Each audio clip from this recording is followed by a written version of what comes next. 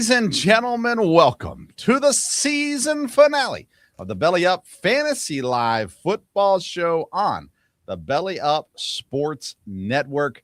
I'm Vince Stover, host of the Sports Stove Football Show. To my left, right beside me, someone who is used to being second to me in fantasy sports, Kevin Wilson, is sitting here, the champion in his own league and in his own right here in the football season. Kevin, how you doing, man? I'm doing great, Vince. And we had a great Christmas here, and of course, New Year's is right around the corner, so we're looking for a great 2026. So we are doing great here, and just looking really forward to getting into this final episode. For sure. And you won one league, correct? I did, and it's a little different because, in this league and the other one I'm in, I led them both in points. Oh, nice. Okay. But in that other league, I was the number one seed and went all the way to the championship. Yeah. In our league, I also was number one in point score against and nowhere near the playoffs. So, so it just goes to show that, you need a little luck. Yes. To do what, get to the championship. And, but it was fun the whole way.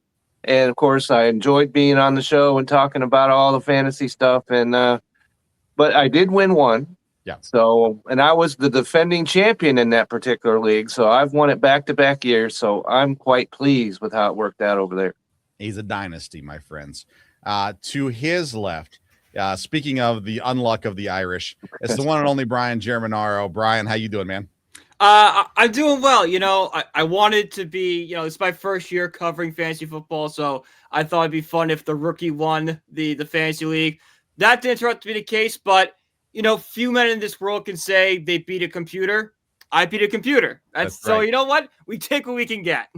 That's right. Challenging all year long, Rotobot AI, who has been part of our program, I think all season, if not most of the season. Most of it, yeah. This year, and we've competed all year, and Brian defeated Rotobot AI. Me, the person from Terminator, and Dwight Schrute. That's right. People to beat a robot. All right. All the most important men in the world. Right there as well. So I got beat. I had a brutal loss in the championship. In a league, my 14-year-old son and I went head to head. Coming into the final night, Monday night, I was winning by 1 point. And what happened was he had Bijan Robinson. I had Blake Corum. And I saw that you posted that. There's a small chance. And then when Bijan busted off his 93-yard touchdown, I said, it's done. So he's happy he won, and he's happy that I lost and all those kinds of good things as well. Well, guys, it's not just the three of us tonight. For the start of the show, we felt it was important that we brought in someone that really just sets the standard for fantasy football play in the world. He is someone who battled our very own Brian Germaro for a championship. He is someone who is skilled in the sport of football, yet still dominated in the sport of fantasy football all season long. He's the host of the Insert Name FC podcast and friend and partner here at Belly of Sports, Hector Flores. How you doing, Hector? Congratulations, my friend. I still have no idea how I got here. Of course you do. It was skilled the whole way. Oh, yeah. I think it's I will say I'm more than just a soccer guy. Obviously, Vince, of course, knows that I do follow other sports. But, it was comical. But I'm a humble champion. I haven't been gloating at all. It's not like I posted anything on social media making fun of any of the guys that cover American football here in the States. But hey, it was an amazing season. Who would have thought going 0-3 would wind up winning the championship? So believe. That's all I gotta say. That's right, belief. That's all it takes. A little bit of belief. And Bijan Robinson. Yeah, right. So here's what I want to go with, Hector.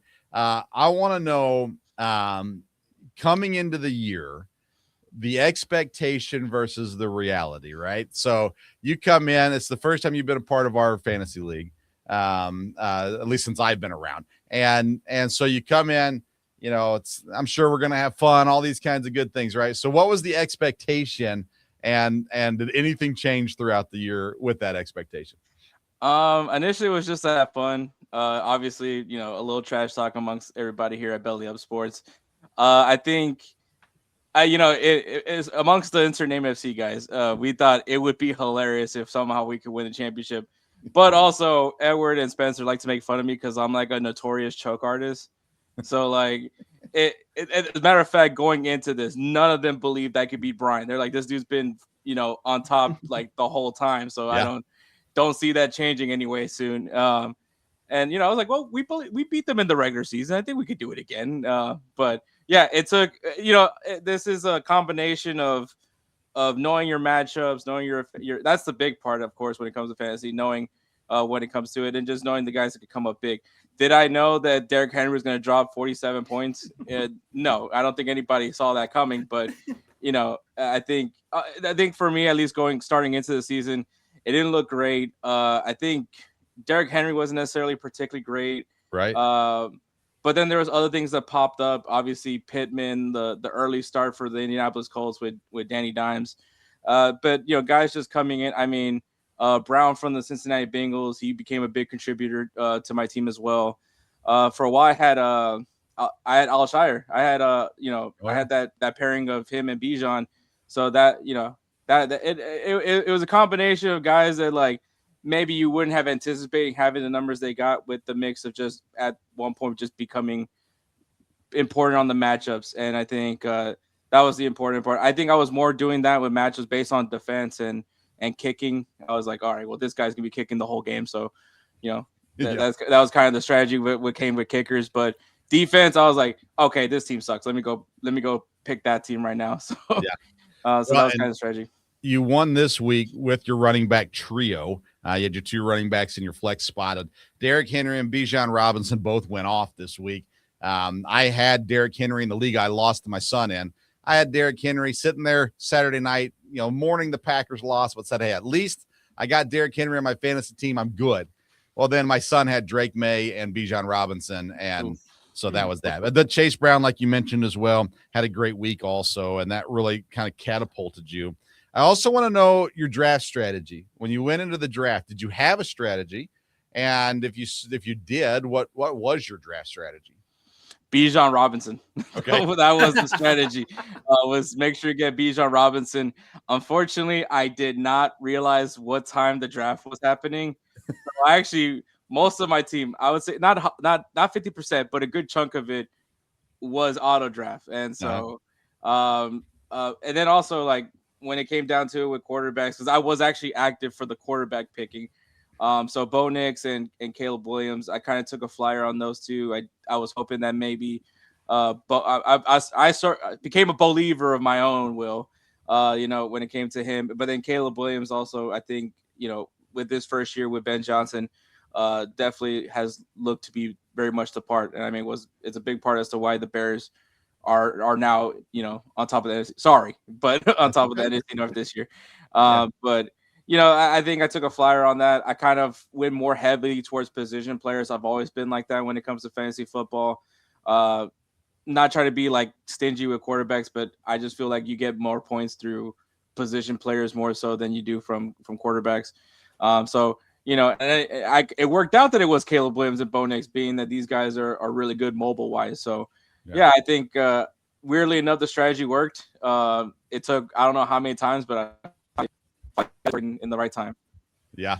All right, Brian, you had to face up against Hector. You got any questions, comments, thoughts for Hector tonight? I mean, Hector, good game. That's all I'm going to say. It was a good game. It was a great season. Came up a little short for me, but it's funny that the football guy won fantasy. And I will say, every time I looked at Hector's background, I always find something new. I think that's Ronald Reagan on a Velociraptor back there in the pictures. That's cracking me up the entire time. All right, Kevin, our fantasy guru for years here at Belly Up Sports. Thoughts on Hector Flores getting the win this year? Well, as I said to you in our private Belly Up room, congrats. on winning the championship. And so, if you would think of, because you made some picks up off the waiver wire, and so what would you say would be the most opportune guy that really helped your team that you picked up off the waiver wire? I'll be a little biased. I mean, I kind of felt like the way he was being beneficial to the Texans, Dalton Schultz, didn't do great for me in the championship game. But I think, especially with with Davis Mills when he stepped in, during CJ's injury, yeah, he became a very heavy target for him. So, who would have thought I would be benching Travis Kelce for Dalton Schultz? But here we were doing it. But yeah, I think it was once again just picking and choosing the battles. Being willing to let guys go and try to get guys that I knew that could be impactful for that week. Was the other strategy. Obviously not the strategy I was doing in the first 3 weeks of the season, but once I kind of try to like remember that I do more than just talk soccer. I kind of found my stride and as far as being picky and choosing. I did try to do a trade with Blaine. I don't think Blaine was paying attention. I was going to try to get AJ Brown. I think I dodged a bullet on that one. So, you did. Yeah. Now I'm curious. I'm looking at your roster. You only have 2 Texans. You've got the kicker, and you've got Dalton Schultz. Do you tend to lean towards homer stuff typically, or are you more try to avoid some homer picks so you're not devastated if they do bad? I think it depends on what the scenario is. I wasn't really high on CJ Stroud this year.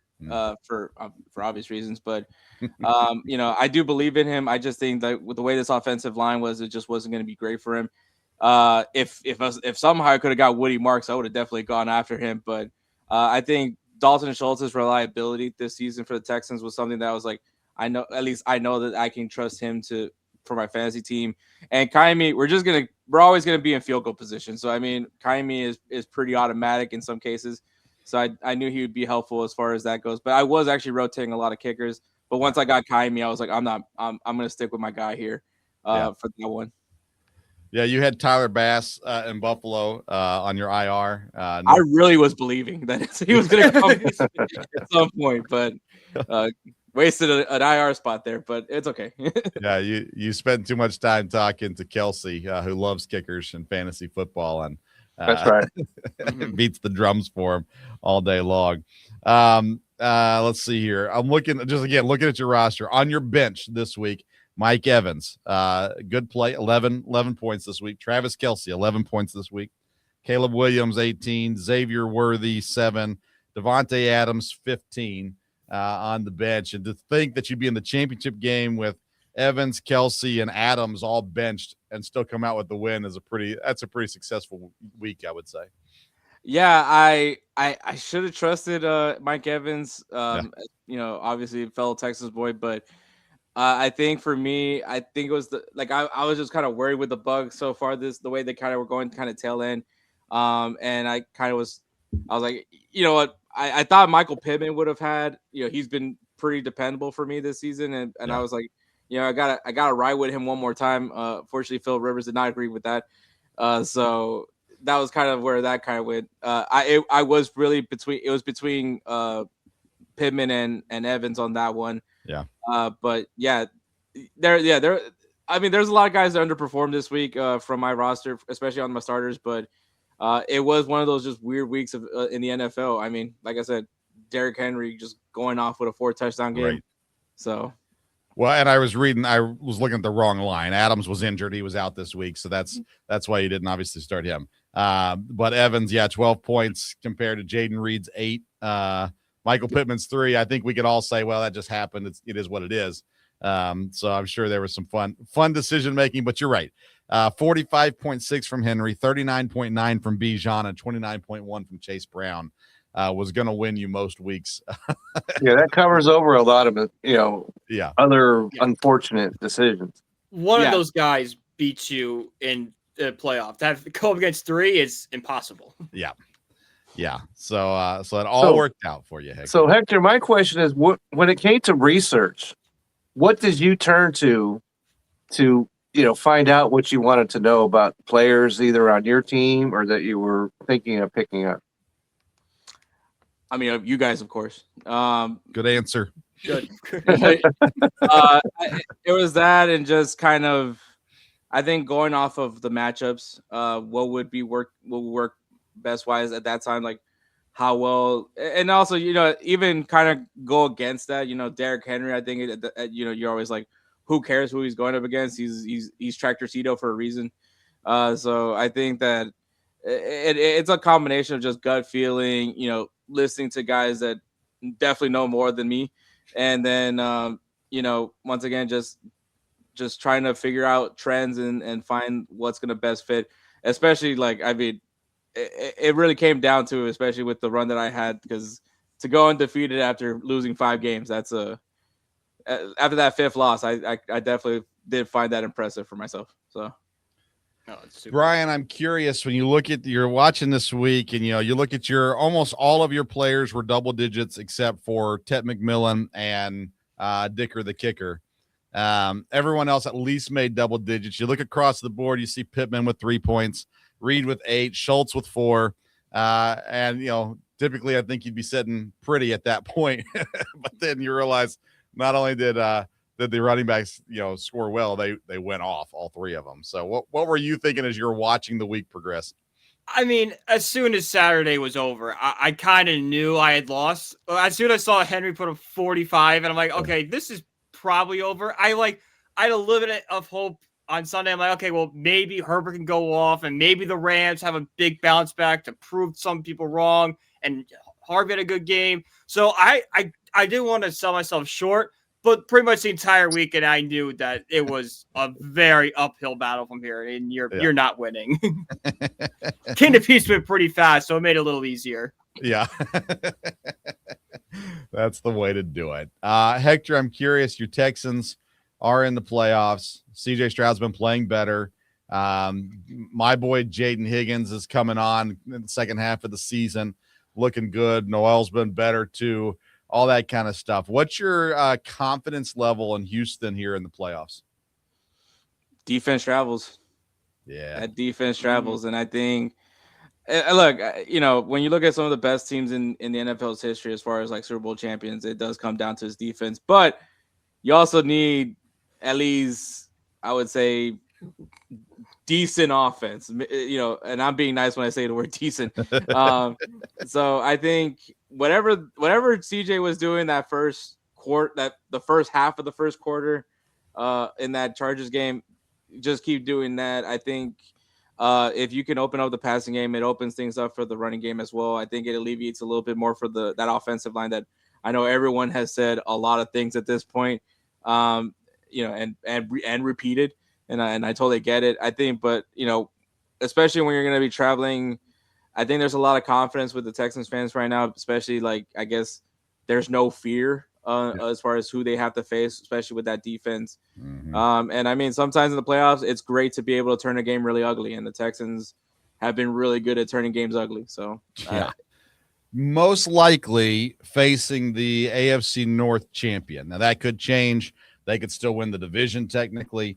That would change things as well, those kinds of things. Do you have a team that you want to see in the first round of the playoffs? Like, are you hoping that you end up playing Pittsburgh or Baltimore or somebody else?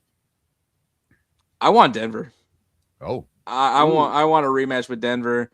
I felt that game was a close one. Obviously, it came down the wire for that one. There's a lot of Broncos fans here in Houston, by the way. It's annoying.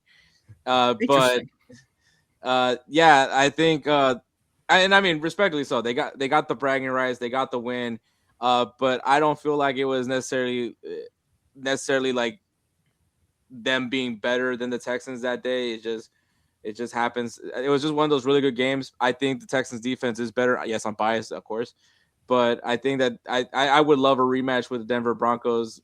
I don't care if we have to go to Mile High. Like I would definitely love to see them one more time because and have the ultimate bragging rights against that team. Last question I have for you is who do you think is the scariest team in the AFC right now? Is there one? Not including the Texans. Not Yeah. Well, if you think it's the Texans, you can say that, but then give me somebody else.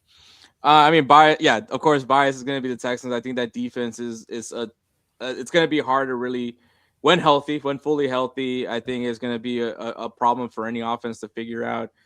But after that, yeah, I think I would have to give it to the Broncos. I think that they're a really frisky team, kind of almost an exact copy of the Texans, maybe a little bit better on the offensive side than the Texans. But yeah, that defense is going to travel really well. I know someone wants me to say the Patriots, but I'm not going to say that. So I don't think the Patriots. I mean, the Patriots are good. The Broncos are good. There are good teams in the AFC. I don't think there's scary teams in the AFC right now. Is my thought, at least, on that. I think Buffalo is quite honestly the scariest team in my opinion. But you also know there's a good chance they show up and just fail. And don't. Right. It's Allen's last chance. This is like, if Allen wants to like silence the haters, he has to win this year. Otherwise, they'll have ammunition forever. Yeah. Mhm. Yeah. So- if he can't get through Trevor Lawrence and Aaron Rodgers at 42, then yeah.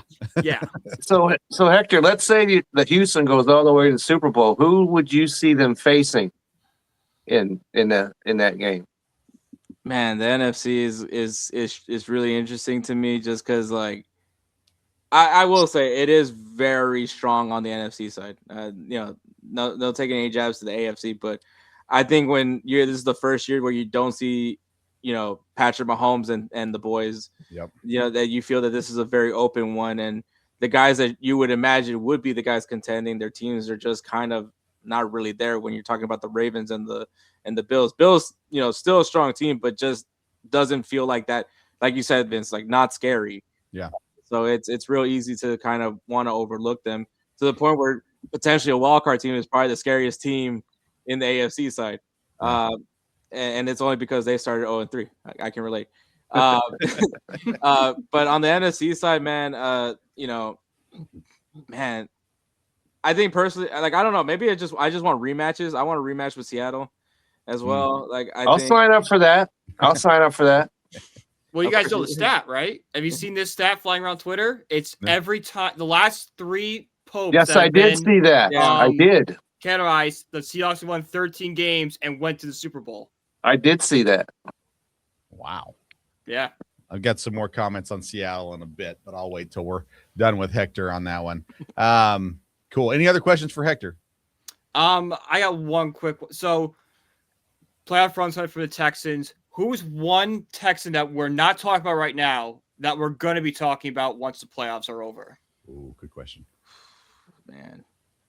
Yeah, because I mean, I think when you talk about Texans, obviously you're talking about those 2 bookends right there with Daniil Hunter and Willie Anderson, but and I'm sure Al-Shaair is another one that I know could be controversial in some people's minds, but also hard nosed. I think Jalen Pitcher's finally getting the shine that he should be getting. Yeah. I mean, it's hard not to see him, especially with the special helmet that he's got.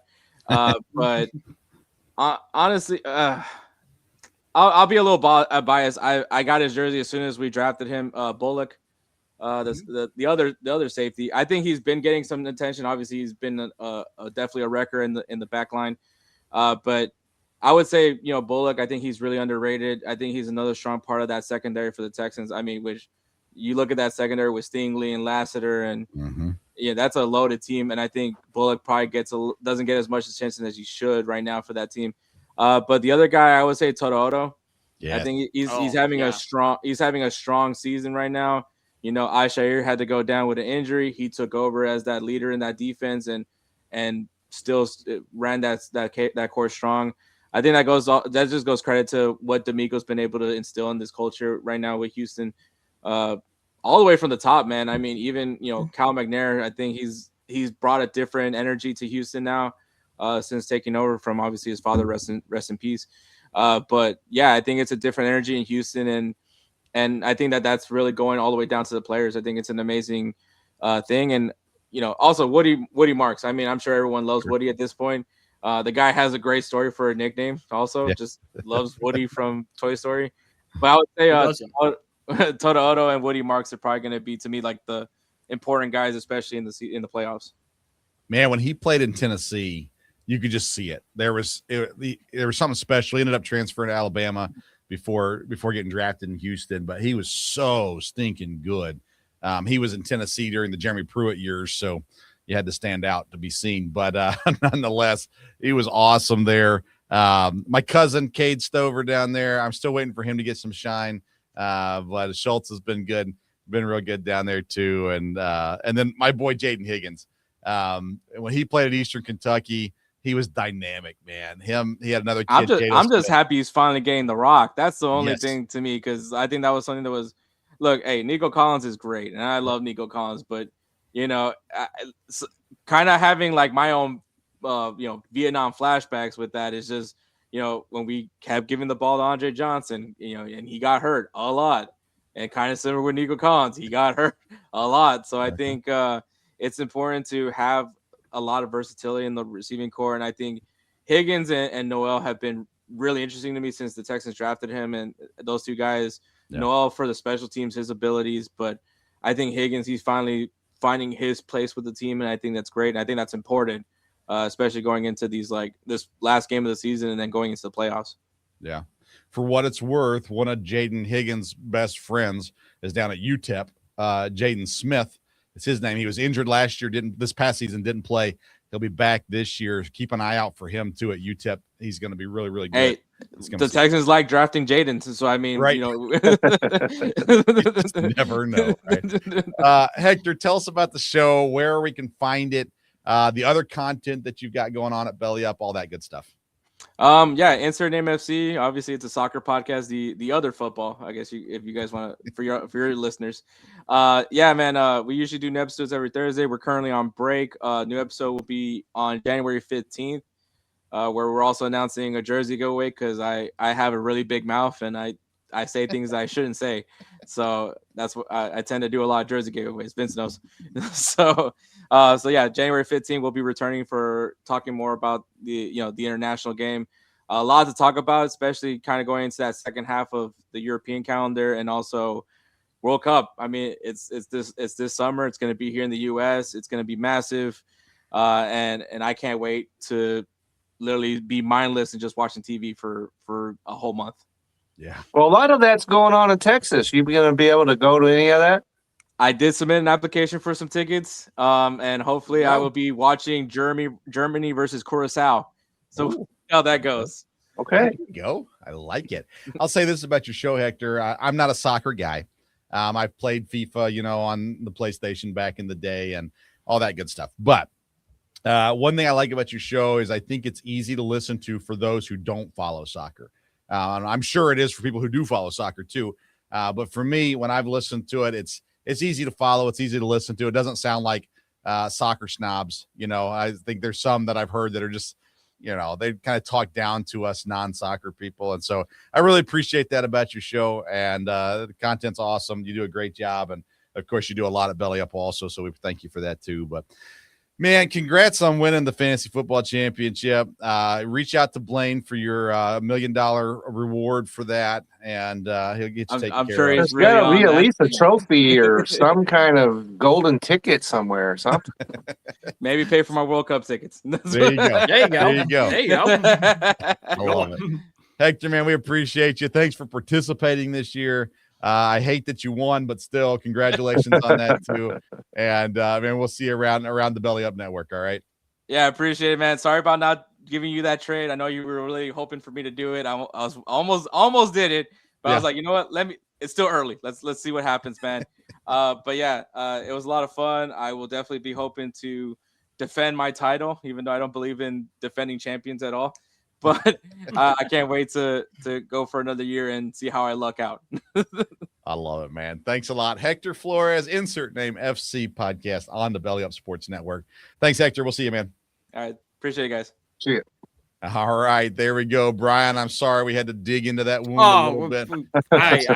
You have to do that. Yeah, well, we know you're used to it at this point with Notre Dame and the Giants and all that good stuff. So I will say, if I had won, I was gonna go to Burger King, get a Burger King crown, and wear it for the entire show. If I had won, we'll reveal that. Then hopefully you had some bandages on standby after seeing those three players do what they did. I didn't even check the fantasy app Sunday. I swear to God, I Yeah. saw Henry got 45 points. I'm like, all right, this is done. I'm going to do something else. Yeah. It was quite the day, needless to say. Yeah. Let's talk about it real quick. NFL playoff races. There's plenty at stake this weekend as far as seeding goes.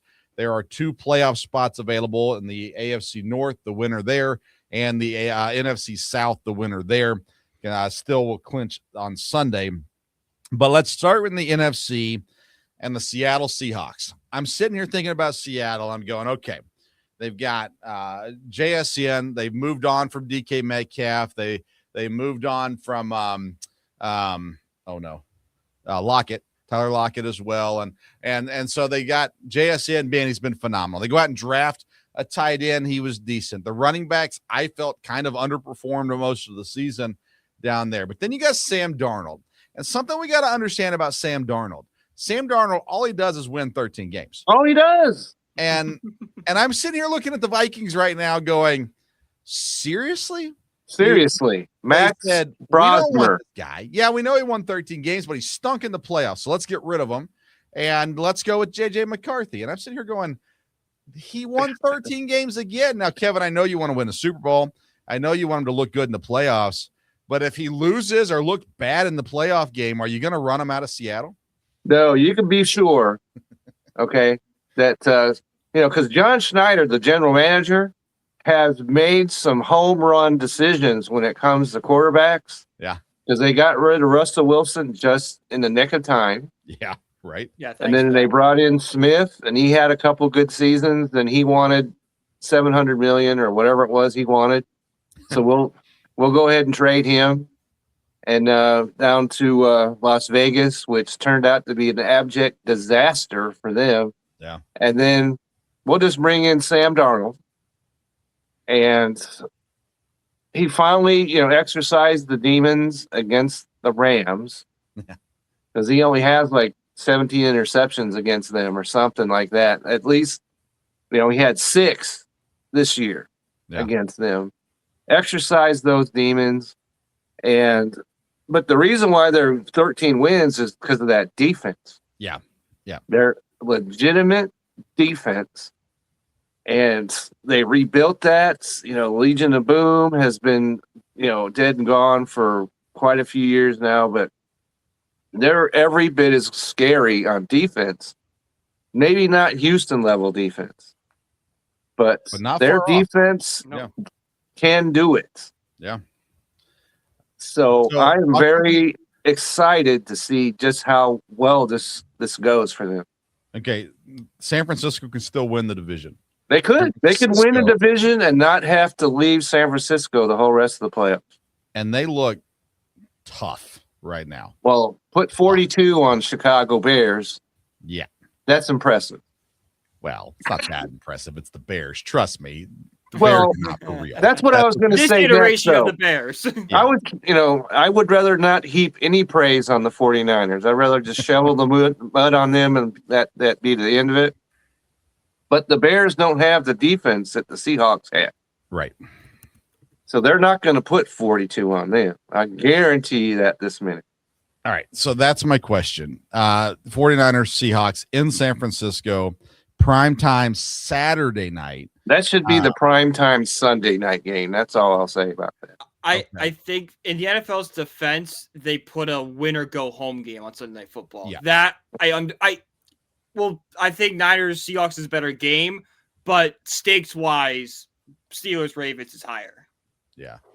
Plus, it's on the East Coast, and we know that's what that's about. Yeah. Well, yeah, you got 3 games that matter. Well, 3 games that are teams are playing against each other that matter. You got more games that matter than that. But I don't know. I like it on Saturday night personally, but I'm not a fan of the team. So at least this way, because it's on national TV. Yeah. Yes. I will be able to watch the game and not have Prime. It's not on Netflix. Not Netflix or YouTube. Paramount Plus or wherever other crap it is. Yeah. So be able to watch the game, and it should be a barn burner. Yeah. Who wins it, Kevin? Well, I don't want to, because I'm a fan, of course. We all know this. But as Hector was just talking about, defense travels. Yeah. And so, and the 49ers defense has not been good because they haven't been healthy. Yeah. And I take my hat off to them because they're in the position they are, despite losing just about every player it seems like they have. Yeah. But I think the Seahawks are the more complete team. And the reason why they lost that first game, because the football bounced off somebody's helmet and the San Francisco intercepted and won. Yeah. So they've had some fluky plays this year, the Seahawks have. So they've got that out of their system. I think they're going to go in there and they're going to win the game. Brian, I think it's weird that they haven't played since week 1. Like a lot of times these division, good division teams, they're not playing week 1 and week 17, or 18, whatever week it is. And so they haven't played since week 1. The teams are completely different. You have to throw out that matchup. That plays no factor into this. Correct. This so when you look at the 49ers Seahawks game, like what are you looking at? The way they dominated, Seahawks dominated the Panthers. 49ers, put up a bunch against Chicago, of course. Seahawks have won 6 straight. They beat good teams. They beat bad teams, whatever it may be. San Francisco, I cannot believe how Brock Purdy looks right now. I mean, it wasn't that long ago we were saying, man, Mac Jones, he looks pretty. We discussed this on this very show. It was a debate of should they put Purdy back in, and I think it might have been me who had the take of had they not paid Purdy, Jones was probably going to be the starter. Yeah, exactly. Now, here's my question. I want to get your pick on it, too. They played the Bears last week. Bears are a good team. Before that, they played the Colts, beat up Phillip Rivers, whatever. They played the Titans. Okay. They played Cleveland. All right. So it's been a couple weeks since, last week they did play Chicago. Does it matter, I guess, is my question. And what do you think happens on Saturday night? I don't think it does matter because we have to remember how banged up the 49ers have been. So, even then, yes, they're a talented football team, but they're not at full strength. So that kind of brings them down talent-wise to, a level of, the Colts and all them. So I don't really think that – I think it boosts them saying that, look, we've been able to overcome so much. We can keep going. I think the Niners rolled this game. They have that mindset. And if we're being honest, if I'm a Seahawks fan – I've seen Sam Darnold in this exact situation with seeding on the line just last year when he was in Minnesota. It was Vikings-Lions, and he laid a massive egg in that game. We've seen those type of performances for Sam Darnold, the 4 interceptions against Los Angeles. So I know it's a new year. I know he's looked bad. I know the Seahawks are hot, but that's just really concerning to me. I think the Niners take this one. Yeah, it's a prove-it game for Sam Darnold. And I still think if he looks bad this week, looks bad in the playoffs, I don't care. He's still better. You let him roll and figure it out. He's played too well not to earn a shot. Yeah. I'm just saying that we've seen this. I've seen this movie before. Yeah, and I'd be concerned. All right, let's stick with the NFC. Panthers at Bucks. They played 2 weeks ago. Panthers won by 3 in Carolina. Brian, it's for all the marbles. Bryce Young did not look good last week. Baker Mayfield's not looked great here coming down the stretch either, though. But it is in Tampa, and it's a position where Baker's kind of been there more often than Bryce has been.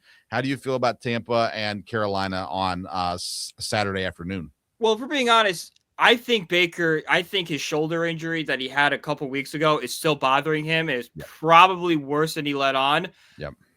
Because of that, and because of just how ice cold the Buccaneers have been over the past 2 weeks. Even at home, we saw on Thursday Night Football against the Falcons, they blew a 28-14 lead in the second half and lost that game. Yeah. So because of that, the Panthers are this scrappy underdog team that's kind of playing with no pressure. I've said it 1,000 times in this show. I think the Panthers go into Tampa Bay and win the South. 4 straight losses for Tampa. Yeah. And if you look at it, they lost to Quinn Ewers. They lost to Carolina. Enough. That's enough. He lost to Quinn Ewers. Quinn Ewers, right. Done. Argument over. Yeah, Quinn Ewers, Kirk Cousins, Tyler Shuck is who they lost to. And Shucks looked good. Division games. Not rookie of the year good. That's crazy. Yeah. That's insane. So, Kevin, you look at this team. I love Baker Mayfield, but I find myself cheering for Carolina this year for whatever reason. How do you think that one's going to end up on Saturday afternoon? Well, both of these teams, because 1 week Carolina is beating the Rams. Yep, you're right. Right. Then turn right around and lay an egg. Yeah. Right. And both of these teams have done that. Yeah. Right. And have lost to the Saints of all the teams. Yeah. Right. And so I don't have any confidence in either of these teams. And so trying to predict the winner, and Baker Mayfield went from being MVP. The MVP, Yep. which he was, and now I think you're right, Brian. There's something going on injury-wise with him. He hasn't been healthy, but neither has his wide receivers have not been healthy, and there's just been some issues there. And the Seahawks shut down the Panthers' running game, but it's an effective running game that they've got. And so I think they can control the line of scrimmage. They can control the game a little bit. And so it might be a defensive battle going on. So I think Carolina will win this game. And whoever loses the Seahawks or Seahawks 49ers will play against Carolina next week. In Carolina. In Carolina, and Carolina will have what 9 wins. Yeah. If it's Tampa, don't they have 8 wins? I'm not. Yeah, they'll have 8 wins. Correct. Yeah. So. Yeah, Carolina's 8-8, Tampa's 7-8. Yep. Tampa Fire. I pulled that up right here. Yep, that's right. So Tampa wins, they'll be 8-9. Yep. So when I look at these games, the way I do this, I go, okay, I start with quarterbacks. All right, Baker or Bryce. Typically, I would easily say Baker, but there is something going on there with Baker. So then I go to head coach next, and I go, man, I do cheer for Todd Bowles, but give me him as a defensive coordinator, not as a head coach. But then I look at Canales and I go, he's had a great year, but do I trust him? No, I don't. Well, he's got a Seahawk background, so that puts that in his corner to me. Then I go to defense, and you go, okay, Tampa's defense compared to Carolina's defense. Neither one has really been great this year. Man, this is just complete toss-up, and it's really just to sit back, watch it, enjoy it. Let's hope some of the young guys shine. Emeka Egbuka has not been great here lately. T-Mac has not been great here lately. Let's see if those guys step up and do something special and kind of start to build their legacy in a game like this that's so important. For the record, as a Packer fan, I want to be at Chicago for the playoffs. I do not want to be at Philadelphia for the playoffs. And Philadelphia has not been good. They've had their issues, all that kind of stuff. I 100% would rather play Chicago than I do Philadelphia. And especially having basically 2 weeks off for Jordan Love and an opportunity to get healthy in some areas. The defense, oh my goodness, has to figure something out. Last week was horrendous against Chicago. But nonetheless, that's enough of my Packer rant from there. Okay, AFC, one thing that matters the most is Pittsburgh and Baltimore. It's at Pittsburgh, Sunday Night Football. The Steelers are in the driver's seat, but not really, because if they lose, it's done. So Baltimore's in the driver's seat too. They're both fighting for the driver's seat. Okay, Baltimore, what a horrible year they've had. There's talks of Harbaugh moving on somewhere else. There's talks of Lamar Jackson possibly moving on somewhere else. One of the two, it feels like, has to go something. None of that matters right now. All that matters is, can Aaron Rodgers figure it out for one more game? Can Lamar Jackson show up? Can Derrick Henry run wild again? Whatever it is. And division games are so different. I mean, it doesn't matter how the season's gone. It comes down to this. So, Kevin, we'll start with you. Pittsburgh and Baltimore, your thoughts, what's going to happen? Well, Pittsburgh, you talk about laying an egg. Okay? Yeah. 13. They win the game against Cleveland, then this game matters not one iota. Correct. And they score 6 points. Right. That was an absolute faceplant to me. Yep. And so Baltimore has the player that out of all these that I would trust the most, and that's, of course, Derrick Henry. Yeah. So I think because they have him, that puts them in the driver's seat in this game. And I didn't think I'd be saying that weeks ago. Yeah, right. I go back and I look. All right. October the 16th, the Steelers lose by 2 to Cincinnati. Right. That's a game they shouldn't have lost. Mm-mm. Last week against the Browns is a game they shouldn't have lost. And then there was one more. Oh, the Bears game on November the 23rd, Thanksgiving week, was they lost to the Bears by 3 points. That was a game they shouldn't have lost. All right. Any of those wins, any of those losses turn into wins, this doesn't matter. But it does matter. They played a few weeks ago. Steelers won in Baltimore by 5. Brian, what are we going to see Sunday night with Baltimore and Pittsburgh? I think we're going to see an ugly matchup, just a classic AFC North. I think the under is a great play in that game. Ultimately, it's going to come down to who has the ball last. And I just don't trust Lamar Jackson or the Ravens in that spot. How many times have we seen Lamar Jackson just fall apart when the lights are brightest? Derrick Henry has a great bounce back, but he has shown his age at times this year. There's a lot of turmoil with Harbaugh and stuff. And look, Pittsburgh isn't much better, but Tomlin has always seemed to coach his team to whoever they're playing. So he coaches up, he also coaches down. I think he'll have just enough for the Steelers to squeak out a win. Yeah. Listen, I'm going to lead towards Pittsburgh as well. Aaron Rodgers, no, he's not the same Aaron Rodgers as old, but him and Tomlin together in this situation, I said at the beginning of the year, if any team is going to work for Aaron Rodgers, it's Pittsburgh. And here they sit. All they got to do is win a game. They lost to Cleveland. They shouldn't have done that. That was a horrible loss. But you look at the rest of the things that they've done, it looks a lot better than what Baltimore's been doing. Baltimore beat Green Bay handedly, no problem. But we've seen what Green Bay's looked like recently. Hasn't been awesome. So I'm going to lead towards Pittsburgh in this one also.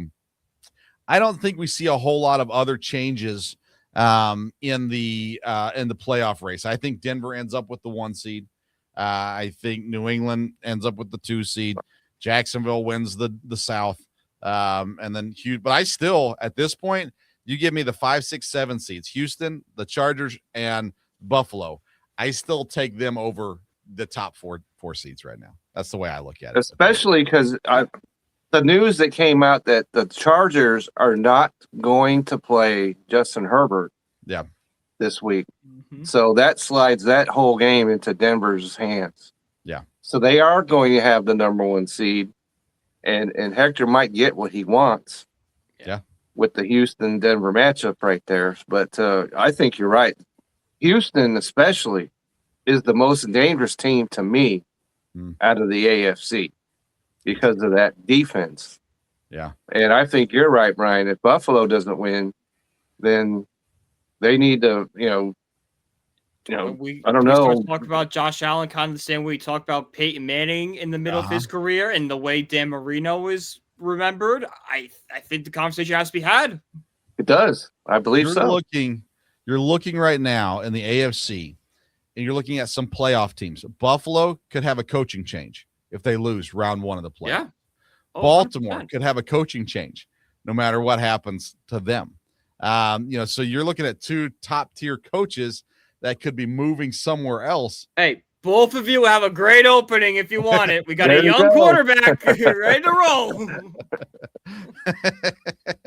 It's just wild to think that you got guys that are that talented, that good, have had that much success, and there's talks about them getting fired. They're doing the same thing in Green Bay with LaFleur. I think that'd be stupid to do. I think Harbaugh, it would be good for him to have a change of scenery. I don't know that it would be good for Baltimore or not, to be completely honest with you, because who are you going to get to replace them is the question. Right. But I think the Giants are the prime landing spot for any of those guys. Stefanski, I don't know that New York wants him. Well, but no. I'll take him so fast. Yeah, I would too. Yeah, I'm with you. So nonetheless, all right, You'd have to take a shower to get the Cleveland, odor off of him before I would be willing to take him. I mean, on our board. odor's pretty bad too. So I was gonna say, we'll jump in the take it. Hudson River and Yeah, throw him in the Hudson with whatever mutants are swimming in that thing, because it's not fish. it'll be a different stank, but not a better one necessarily. All right, let's talk fantasy football, guys. The football weekend's going to be fun. We're not doing fantasy anymore. If you're still playing, let me get your guys' take on this. If you're still playing fantasy football this week, are you, number one, a degenerate, number two, crazy, or number three, you just didn't know better? What are we doing if we're still playing fantasy this week, Kevin? Four, all the above. Yeah, I would check all the above, and you might be a commissioner, first year league or something. Yeah. Or you just want to, maximum chaos. I don't know, but because there was enough talk this past week of who might or might not start. Right. And so you had to navigate that enough. And so, as I just mentioned, Justin Herbert's not going to play this week. Not. Right. Because the Chargers have nothing to play for now. Yeah. So if you rode Justin Herbert all this way, you're in trouble. You don't have him now. Yeah. And we all know, because when it was, it wasn't 18 weeks or whatever this is, right? Right. And always the last week, you don't want anything to do with fantasy. Right. Nothing. Yeah. Right? Because you don't know who's going to play. So why put yourself through any of that? Yeah. Speaking from experience, as someone who has played a Week 18 championship game, in my defense, we were 11.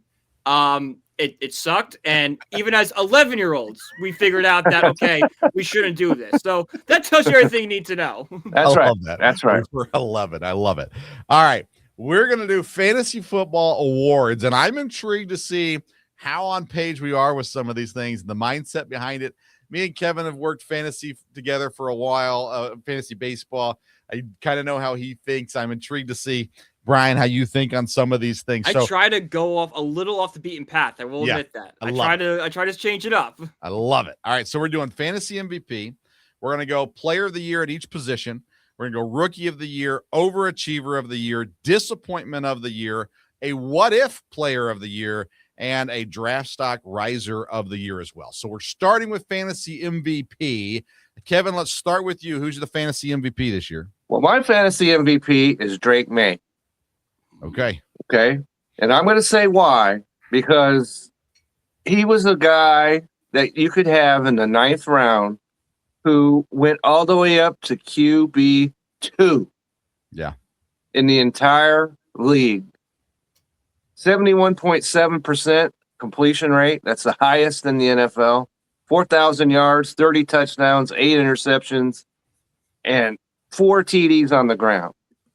So he won me the league that I was talking about earlier.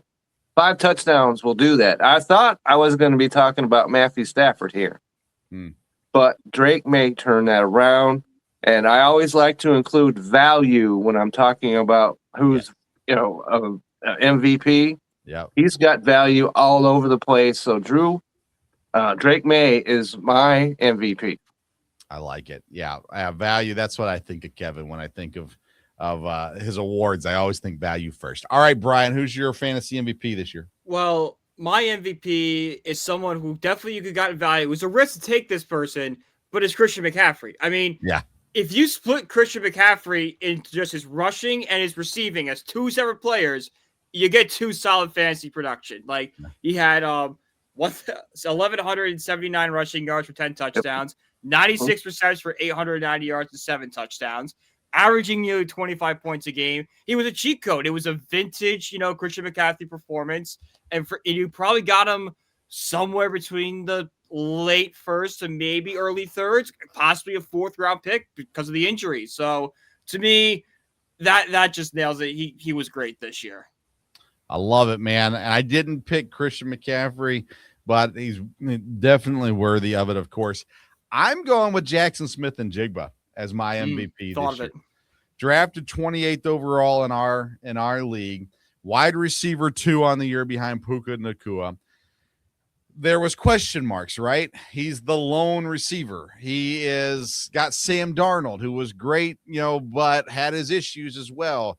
What was Seattle going to look like? I feel like it was somewhat of a risky pick as well, but he came through each and every single week. And JSN was just the answer, in my opinion, this year. McCaffrey is the most deserving, but I went with JSN this year as my MVP, and just thought his fantasy value this year was so good. And you're getting them third round, and man, how awesome is that? So I like that one. That's my MVP. All right, let's go through the positions now. All right, so quarterback, I'm going to start with this one because for me it was Drake May. You had as your MVP, Kevin.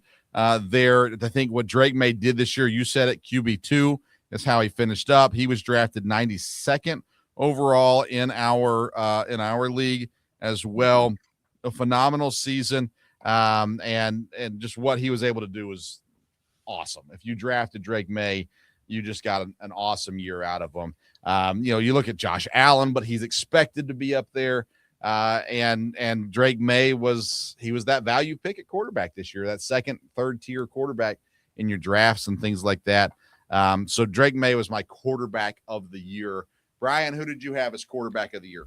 I also had Drake May as my quarterback of the year. I think the most impressive stat for me is he threw for 4,200 yards and only had one game of over 300 yards. The rest of them, every single week in and week out, he was consistent, constantly getting you around 200 yards throwing, the 30 touchdowns. And let's not forget, he wasn't afraid to run. He scrambled for about 400 yards and 4 touchdowns. So yeah, right. He's going to be that pure pocket passer. And if you play Dynasty or are going to start Dynasty next year, this is the guy you have to circle because he's the third youngest quarterback in the league. So on top of an MVP season, he might only get better. It's crazy.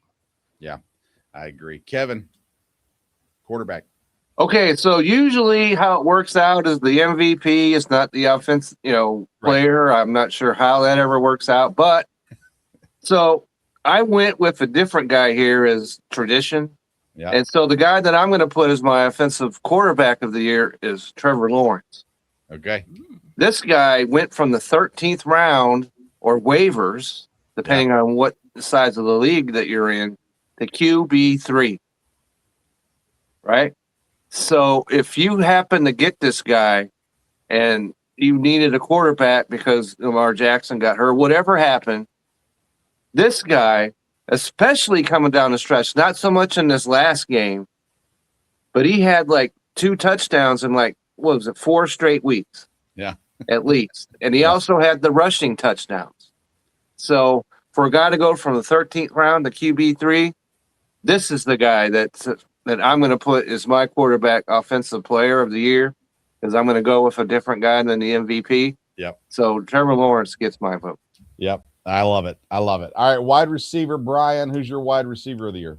I had George Pickens, and you can make the case that Pickens was probably one of the steals of the fantasy year. He went around the 5th or 7th round. I think he went in the 6th round, if I'm not mistaken, in our league. I could be wrong.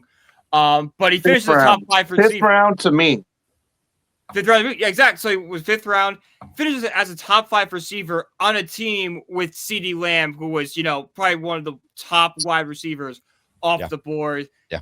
And I know he didn't finish the year strong, but the fact that he still finished as top 5 receiver with kind of a slow end of the season just shows how dominant he was in the beginning and middle.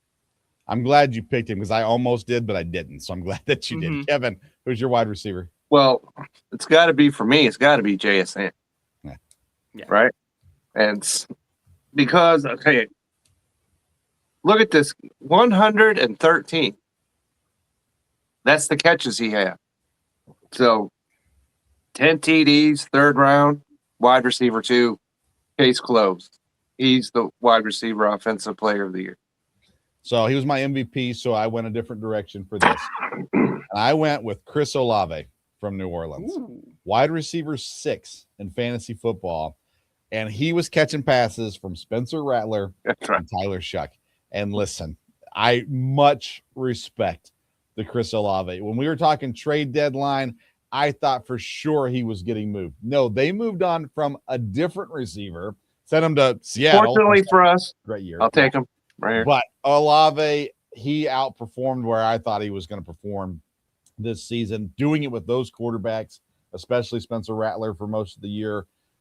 Shout out, man. Chris Olave came back, bounced back in a great way this year. Puka, of course, wide receiver 1, worthy of it. St. Brown, another great, solid year. Jamar Chase pulled it out again this year, too. But I thought Pickens and Olave were the two, since I had JSN as my MVP. Pickens and Olave were the ones that I was looking at this time. So I've got Olave as my guy. All right, tight end. Kevin, let's start with you on tight end. All right, so tight end, this is an easy pick. It's the easiest pick of this whole board, okay? It's got to be Trey McBride. Yep. Okay? Just set the record for most catches by tight end ever. Ever. So if you're picking anybody else as your tight end of the year, then you're not paying attention to fantasy football or real football for that matter. Even though he had to get him high, but he delivered. So he's my tight end of the year. Brian, are you wrong also? No, it's Trey you're McBride. And there's 2 stats. I'll give you 2 stats why, and I also think I know who your tight end of the year is. Yeah. First off, there's a closer point gap between the second tight end and the number 28 tight end than there is between the second tight end and Trey McBride.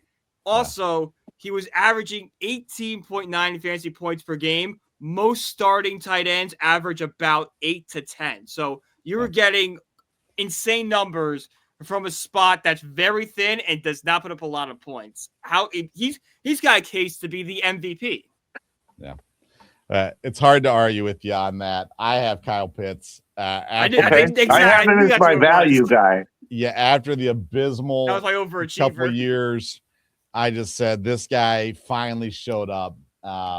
Trey McBride is the right answer, but I went with Kyle Pitts nonetheless. Defense, I'm going Houston. I know Seattle's up there too, but for me, Houston was the one that every week you could just say, I can count on the Houston Texans. Brian, defense for you? Yeah, I mean, Houston is a good one. I also think the Broncos should be up there. I like what the Broncos did this year. Yeah. Kevin? Houston by a country mile. Yeah. Okay. Kicker, I mean, Jason Myers for me. He wasn't the only good kicker, but the way he finished the year was phenomenal. Kevin, kicker for you? Well, he was my kicker, and he kicked 6 field goals in one game. Yeah. So that shuts that case completely down for as far as I'm concerned. All right, Brian? I got Will Reinhardt. He had the most points as a kicker. Also had 11 from 50+, which is pretty impressive. Yeah. Absolutely.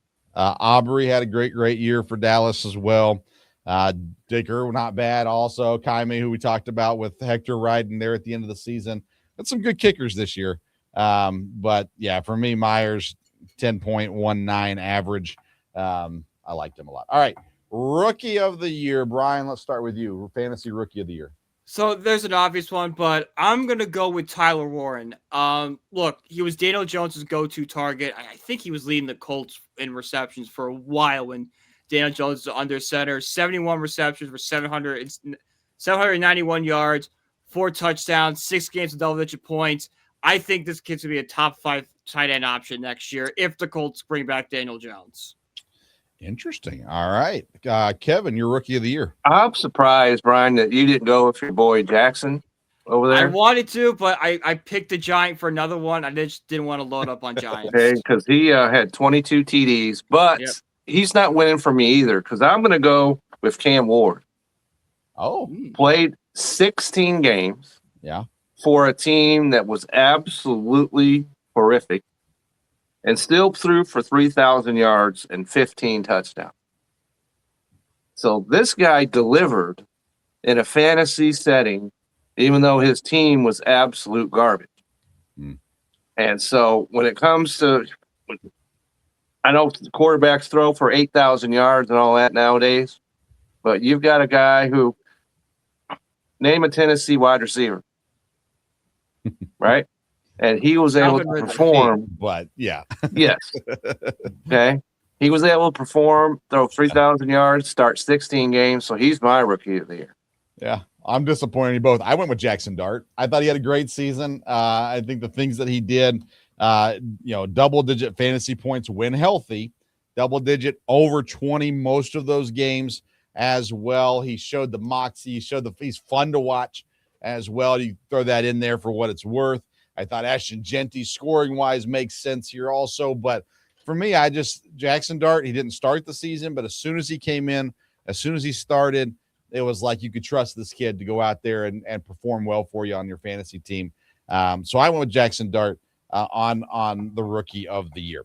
Overachiever of the year, Brian. Who do you have for overachiever of the year? So this is where I had Kyle Pitts, just because of the narrative around him coming into the year. Like I think I said, I had him off my draft board completely because drafting him again would be insane. It's the definition of insanity, doing the same thing over and over again and expecting a different result. But hey, shout out to him. He had a great year, had some really great games, got red hot down the stretch. I think we'll all remember that game against Tampa as kind of what put him on the map. 11 receptions for 166 yards and 3 touchdowns. But I think coming into next year, Pitts is going to be a reliable fantasy option, especially with Michael Penix and whichever veteran quarterback they bring in until Penix is ready.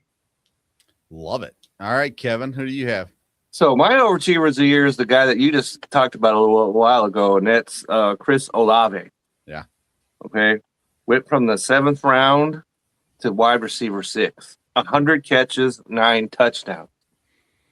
And so I don't think there was a guy that you could look at anywhere else and see, as you mentioned, he had guys that were, needed help getting to the restroom, throwing to him. And so with him able to nobody thought this guy could do it. Yeah. And I wasn't sold on anything going with the Saints going into this year. So for him to do that is a way overachiever. My guy was also brought up earlier in this episode, and it's quarterback Trevor Lawrence for Jacksonville. Drafted 155 overall in our league. He was dropped and added in free agency by somebody else. And what really set it apart for me was he did it not using his top wide receiver to do, and his top wide receiver was on the field, and he still found ways to score points. His 44-point outing against the Jets and the early first round of the playoffs. The way he performed to close out the season was phenomenal. Multiple touchdowns. It seems like every stinking week. And especially since week 12, it's been a multiple touchdowns in every game. So until this week against Indianapolis, but he still scored 23 points against Indianapolis this week. Trevor Lawrence, way back at the beginning of the year, we said, who are we putting on the bus? Trevor Lawrence was my quarterback that I was riding with this year.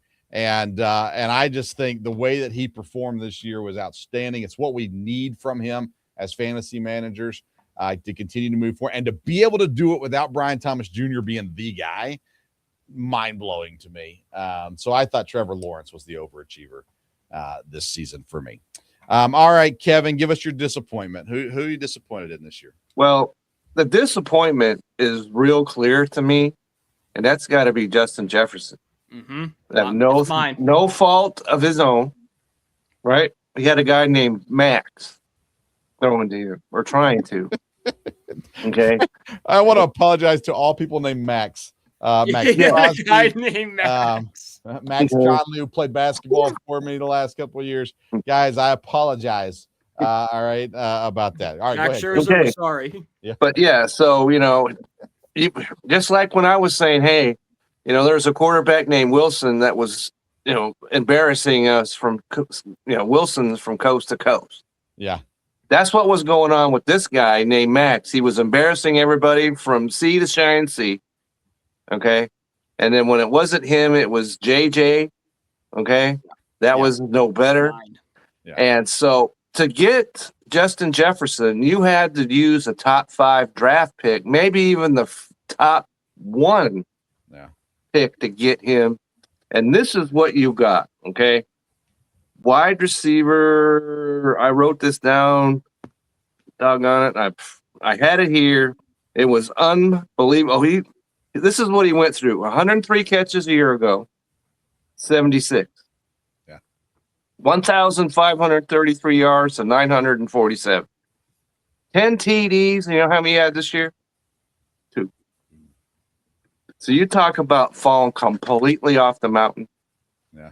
This is the guy right here. Even though, like I said, it's not any of his fault, but still, as a fantasy player, there's nobody else that disappointed like he did. All right, Brian. Well, I had Justin Jefferson too, but I think another player, and I think the most obvious guy, it's Brian Thomas Jr.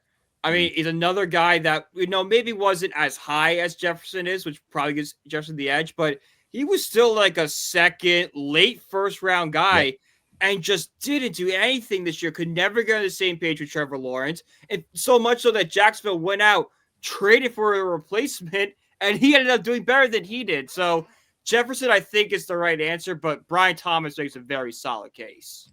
You guys both make great points. I kind of went about this a little bit different angle. My disappointment of the year is Tyler Warren, the rookie tight end in Indianapolis. And my reasoning is that in the first 7 weeks of the season, 6 of those games, he had double-digit points. After that, after week number 7, he had 2 double-digit outings the rest of the way. Now, Jones did get injured, but it wasn't that early. When we had this hot start from Tyler Warren, we all liked him. We all thought he was going to be good. And when he started, we're like, oh my goodness, greatest tight end ever, maybe. That's exaggeration, but you get the point. And then it just fell off a cliff for me. And so for me, it was disappointing because it started so well, and then it just fell off from there. There's a lot of disappointing players out there. So there's disappointing players as far as I can see. Yeah, Brian Thomas, I think, is a great one. I don't he put is a great one. Great. Since I drafted him, I know what you're speaking of. Yeah, I don't put Justin Jefferson on that list because I tried to warn people. I thought Jefferson would still score. I get that. I'm with you on that. It is disappointing, but you can look at it and go, well, we should have seen some of it coming with J.J. McCarthy. But Vince, here's the most concerning part about Jefferson. We all agreed that Washington and Dallas were the 2 great games for Jefferson, for McCarthy. Jefferson did nothing in those games. So even when McCarthy was playing well, Jefferson still played terrible. Yeah, fair enough. Those LSU wide receivers just can't count on them. That's just what it comes down to. and stepping off the cliff is the reason why I was considering going with the quarterback over there, in Tampa. Baker Mayfield, because he was the MVP of the league and completely disappeared coming down the stretch. Give me your what-if player of the year, Kevin. So we can make an argument for Jefferson. I won't do that. We can make an argument for Olave. I won't do that. How about your guy, Malik Neighbors? That's my guy. That's a giant I picked. Okay. And so you and I were solid on him. I don't know, maybe because you're a Giants guy. Oh, that's 100% why. I'll admit it now. Okay. But I was like that just because I saw the potential. I saw the talent. I thought he was going to be great, and he was for about a minute and a half, and then got hurt. If he hadn't gotten hurt, how much better could Jackson Dart have been as the starting quarterback? So much better. Maybe Brian Daboll still has a job. Probably not, but maybe. Let's not get crazy here. Let's not get crazy, okay. But when he went... He was a guy that we both recommended taking him high. He needed to be taken high because of his talent, and then that happened to him, and that changed a whole lot of players and fantasy managers' season because he got hurt. Yeah. You want to add to it, Brian? I'll add that the fact that we saw Neighbors only with Russell Wilson as his quarterback, and even then still put in great point. a tremendous performance against Dallas. Kind of was quiet in that Washington and Chiefs and the Kansas City game, but the Giants offense as a whole was quiet, so I don't really put that on him. But he had a career game with Russell Wilson. What would he have done with Jackson Dart, or even later on in the season? Jameis Winston, a big reason why Neighbors got so much hype in the first place. Yeah. All right. I want to mention Tucker Kraft just because I'm a Packer guy. Oh, yeah. Boy, he was having a great season. So I think that's fair. But my guy is a Wilson. It's Garrett Wilson from the New York Jets. Listen, he started off the season, the first 5 weeks, 4 20-point performances. And we know what the Jets look like in those weeks. Garrett Wilson was putting up points. He was scoring. If he had a quarterback, if he had not gotten hurt, what would he have done this season? And for me, it just gives that confidence boost for next year because they're going to improve quarterback. He's still got it. He's still there. I like Garrett Wilson. I think that that's my what if this year. Although Tucker Kraft, man, he was on pace to do some pretty cool stuff too for the tight end position. He would have been a clear number 2 tight end behind McBride had he not gotten hurt, but he did. So, but Garrett Wilson for me is the what if. Man, if things could have just been different for him this year. Neighbors is a great one, of course, also. All right. Last award we're giving out is the Draft Stock Riser of the Year. Who this year played in a way, performed in a way that next year we're going to be drafting him higher, much higher than he did this year. Kevin, we'll start with you on this one. Well, for me, it's got to be Drake May once again. Okay. As I mentioned, 9th round, not going to happen. You want this guy next year, you're going to have to probably go 3rd round to get him. So, and as you mentioned, he's the 3rd youngest quarterback. So there's nothing that could, other than injury, that could stop this guy from growing into a monster of a player. And so if you happen to get him in a dynasty league, you are set for quite some time. But we're talking about drafting. But so you better set aside some draft capital going into next year if you want to have Drake May on your football team, because he's not going past the 3rd round or even the 4th round. If you happen to be in a league that doesn't want to draft quarterbacks early, he's going to be off the board super quick. So he's my draft riser. I like it. Brian, who's your draft riser? My draft riser is Travis Etienne.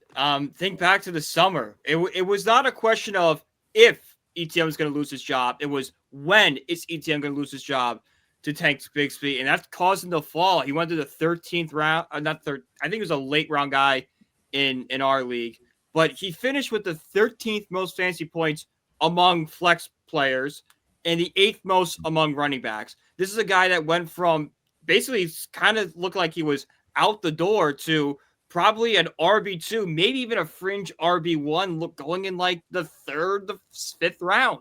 Yeah. Yeah. We were talking about Bigsby, who got traded. We were talking about Tootin, who, Etienne was. Yeah. Mine is a quarterback also. It's Caleb Williams in Chicago. Same idea as Drake May. Super young. Obviously, the offense works for him with Ben Johnson. The way he's performed, especially later in the year, but really all year he's been okay. He had a little slump right in the middle of the season, but then he took off.